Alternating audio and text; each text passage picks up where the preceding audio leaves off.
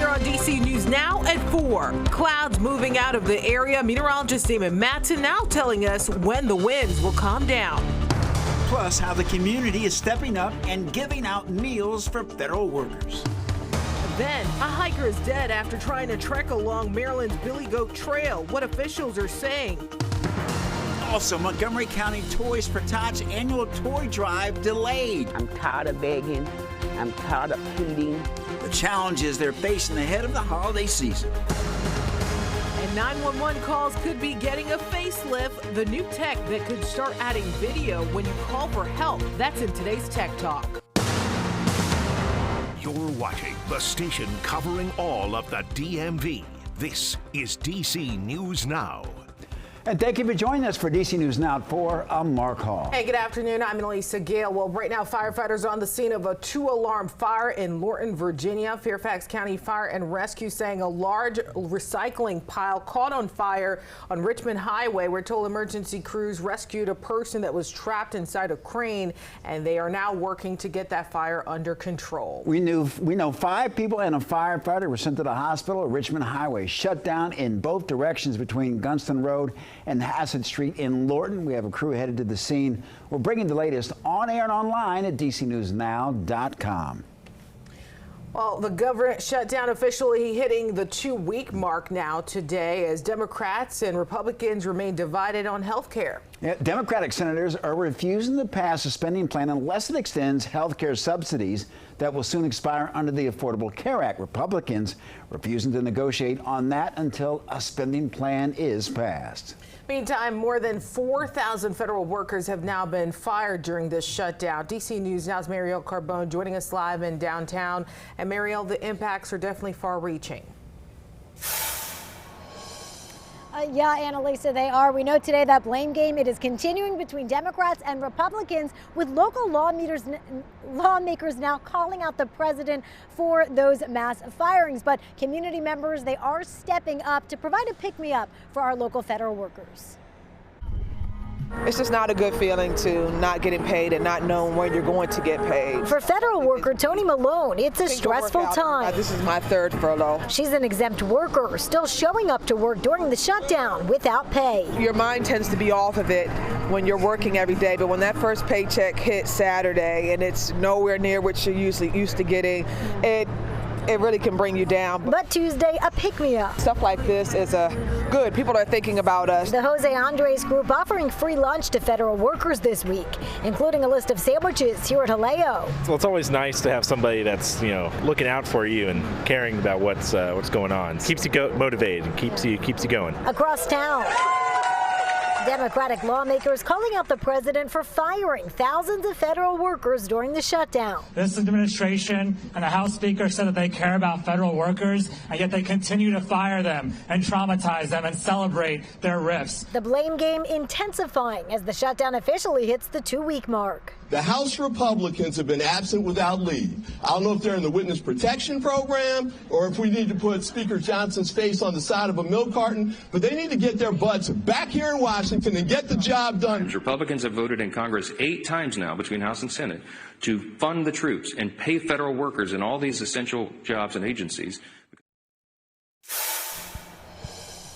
And the Senate is set to take its 8th vote today on that House-passed spending plan. That will happen at 5:30. Reporting live downtown, I'm Marielle Carbone, DC News Now. All right, Marielle, thank you, and for continuing coverage and also information on available resources. And to see how local officials are responding, head to our website, DCNewsNow.com. All right, turning over to meteorologist Damon Matson for a look at our forecast. Damon, that rain cleared out today, thankfully. I know. It was that nuisance kind of rainfall. It just made it damp out there. It wasn't enough to really make a dent in our current drought. So, yeah, we're thankful in a way to finally have that nuisance rainfall out of here. And things are clearing up for the most part. But one thing that continues to be consistent, and it will remain a staple in our forecast going forward, these blustery winds. Now, they have backed off compared to yesterday with that coastal storm system finally pulling away. But we're still experiencing northerly wind gusts gusts 15 to 25 miles an hour. A little gustier there in Leesburg, Manassas as well. And these winds, they will remain elevated at least for the next several hours until we get into the night. Now, despite the northerly winds, we've actually had a small bump upward in our temperatures down toward the Shenandoah Valley, the Blue Ridge. We have some lower 70s in Culpeper, Luray, and Orange. D.C., the clouds, they held on a little bit too long. We're still in the middle 60s at 66 degrees, but this is a slight warm up as compared to how chilly at times it's been with all the clouds and the light rain around. Now, the clouds, they aren't going to totally go away, but we will see more clear sky as we roll into the night. Temperatures will be falling a little bit after that as well, but as we move into the day on Wednesday, should we expect more sunshine and less wind, or is it going to remain blustery? We'll have a full look at your forecast coming up here in just a bit. All right, Damon, and thank you. Man has been identified in connection to a deadly shooting in D.C. It happened Sunday on 9th Street Southeast. Police say 30-year-old Simon Getachew was found shot several times. He was pronounced dead at the scene. We're told that the investigation is ongoing. And new today in Montgomery County, a tractor trailer overturned on the Capitol Beltway, causing some headaches for early morning commuters there. According to state police, that incident happened around 5 a.m. on the inner loop right before the exit that takes you to Connecticut Avenue. You can see the tractor trailer there over the median, almost into oncoming traffic. The driver of that truck was taken to the hospital. In Prince George's County, police say that a student was robbed over a luxury jacket. Police responded to Annapolis Road near Bowie High School, where they say that the suspects demanded his Moose Knuckles jacket. That teenager had minor injuries. And developing now, a West Virginia man is dead after falling along a rocky section of the Billy Goat Trail in Potomac, Maryland. United States Park Police say that it happened just after noon yesterday. Crews responded to help, but the man died at the scene. Yeah, DC News Now's Randy Bass joining us live along the Potomac River with more on what happened there. And Randy, how can people stay safe along the trail after this incident? Yes, the Billy Goat Trail here is, of course, known for its scenic views along the Potomac River, but it's also known as one of our region's toughest and most strenuous trails. We talked with fire and rescue crews today who remind us this trail, it's not for everyone. Popular Billy Goat Trail along the Potomac River and C&O Canal sees visitors year-round. The A section of the trail, known for its difficult and sometimes dangerous terrain. We saw all the fire trucks and the ambulances and people gathered around, and we weren't sure what was going on. On Monday, one of its most difficult areas, the Traverse, was the site of a rescue turned death investigation. The Traverse is a steep rock area, where you have to climb.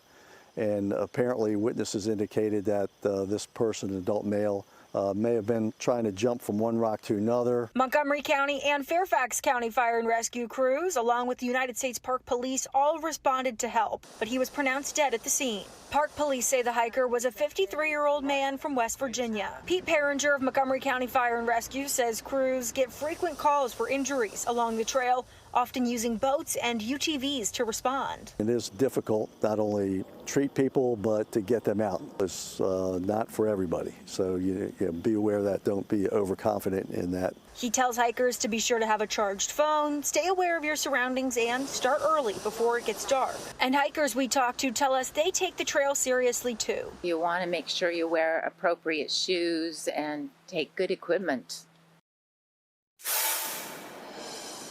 And even though some of the park's facilities are currently closed due to the federal government shutdown, that doesn't mean that law enforcement and fire crews aren't still ready to respond to incidents here in and around the park and along the trail. The United States Park Police tell us the investigation into the hiker's death is ongoing. In Potomac, I'm Randy Bass, DC News Now.